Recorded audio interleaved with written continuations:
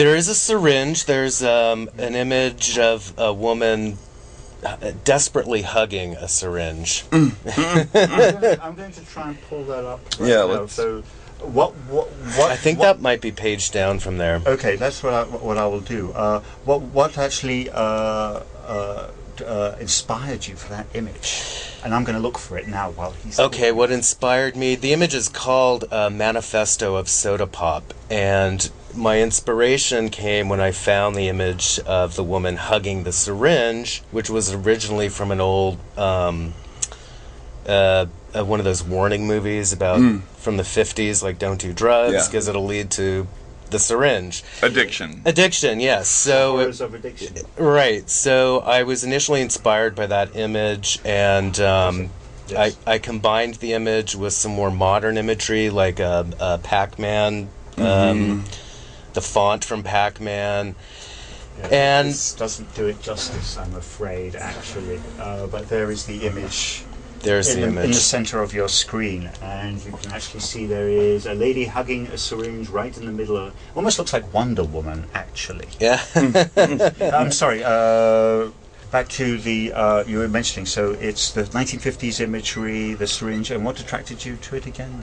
Really, just the starkness of the image. I love that she and the syringe are in black and white. And then the background of the image, it's all really bright colors. Bubblegum pink, orange, baby blue. I was really trying to capture this sort of, not so much the desperation of drug addiction, but sort of the campiness of drug addiction, if there is such a thing. I think there could be such a thing. Yes. Yeah, okay. And trying to make the piece into what for me, was a real pop art piece, where it was presenting imagery that was a part of my society, and also, the syringe, the woman, and the Pac-Man moniker all hold equal weight in the picture. There's no one element that really, to me, is the main focus of the piece. In some respects, it sort of almost mirrors drug addiction because it is so unfocused, perhaps. Sure. And it's unfocused on my website, too. So.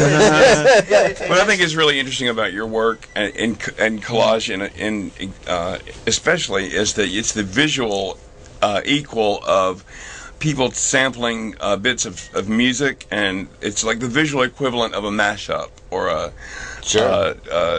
how you find inspiration in all these smaller details, and it comes together in a new context. And I think that's what is the strength of your work. I would love to call it the visual equivalent of a mashup. I like that analogy, I agree with you.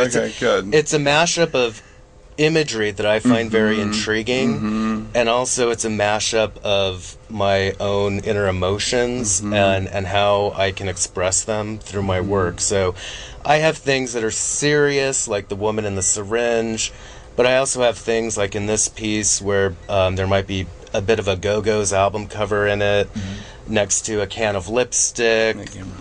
Why don't we take a look at that? All right, great. That sounds good. Okay. As a matter of fact, we are going to do that. I'm going to do something rather exciting here. We're going to run this little camera. It's my Digicam. All right. And things you can do with your digital camera. Yeah. And let me just set this up a little bit. This is an example of this kind of woven paper style that I work in. It is actually quite stunning, and we will be checking that out just very shortly. Okay. Now, all right. Micro. Now let's go to the micro level and fly in the Digicam. All right. It's rather exciting, actually. Okay. Here we go. There we are. We are now live. Okay. We'll just take that in, and and there we are landing at it. If you actually hold it down like that, just and Max, take us through the picture. I'm going to remove the graphics here.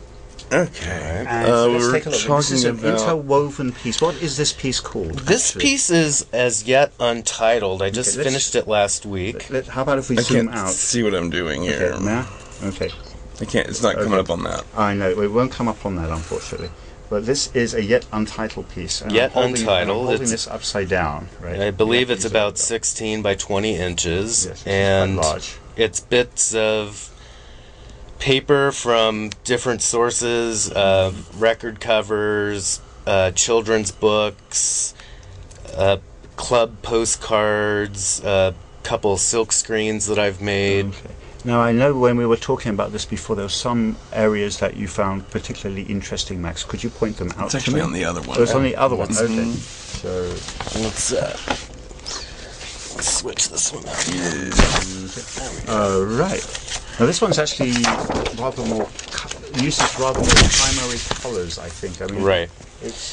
And that's my use of a lot of paper from children's books, because they're packed full of bright colors.